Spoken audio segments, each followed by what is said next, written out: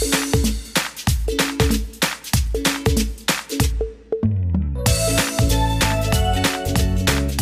niyo ba ang luto ko? Gusto ko rin ang luto niyo. Halina kayo, samahan niyo ako sa aking pagluluto ngayong araw na ito.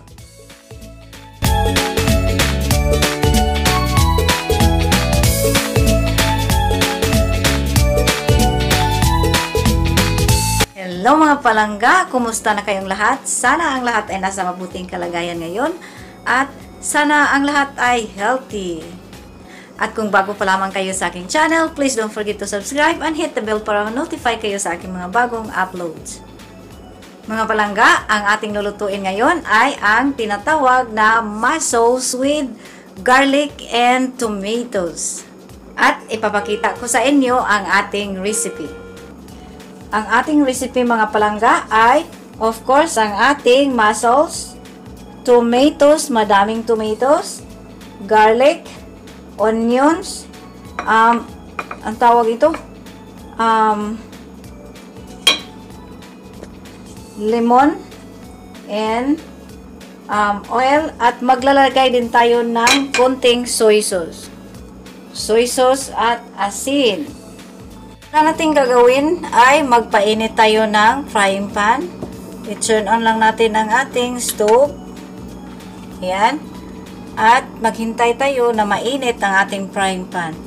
Ayan, nainit na ang ating frying pan at maglagay na tayo ng konting oil. Konting oil lang ang ating ilagay. At of course, painitin natin ang ating oil. Ayan. Para ang susunod nating ilagay dahil nainit ng ating oil ay ilagay natin ang ating garlic. Ayan.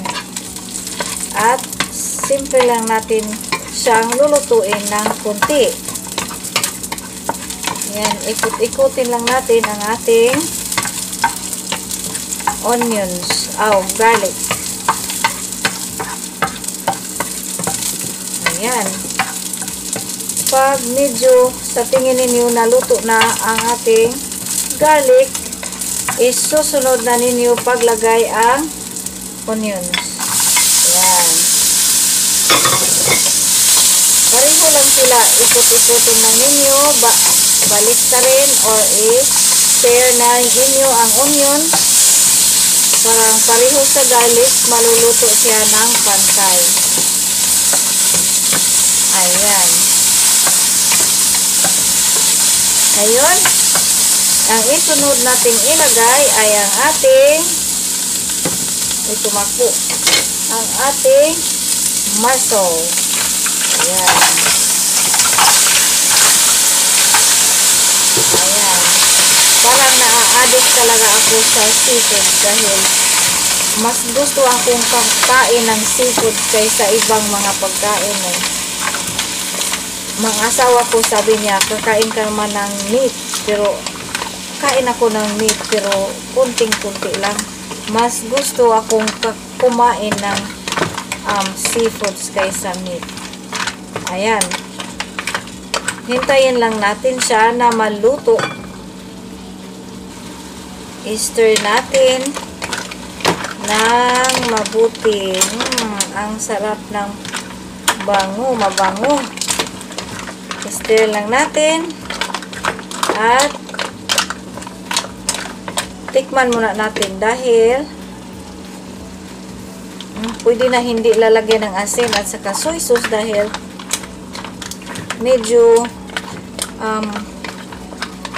insakto naman ang dahil ito ang ginagamit ko mga palangga, yung mussels na to may spices na ito dahil hindi siya pwede na siya hindi lagyan ng spices.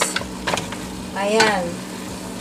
Ngayon, lagyan na natin ng tomato. Madaming tomato. Ayan. Diba? Daming tomato ang ating ilagay. Ayan. I-stir na natin siya. At mukhang siya ay malapit na maluto. Palutuin muna natin ang ating tomato para lalo siyang sumasarap. Ayan. Masarap pag maraming tomato ang ating niluluto. Ayan. Okay, takpan muna natin siya. Ayan. At maghintay tayo na maluto ang ating kamatis. Ayan. Ang susunod nating ilagay ay ang ating lemon. Ayan. Parang lalo siyang sasarap. Ayan. Ang bango.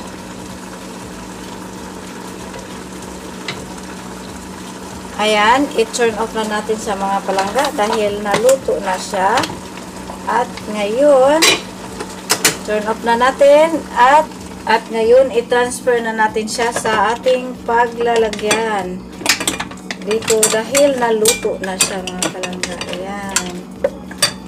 Ayan, easy lang siya lulutuin. Dahil simple lang ang ating mga ingredients dito. Ayan. Ngayon, ready na siyang kainin. Ayan mga palangga, naluto na ang ating recipe ngayong araw na ito. Salamat sa inyong panonood at kita-kita tayo sa ating susunod na pagluluto. Happy cooking! Always happy cooking! Bye!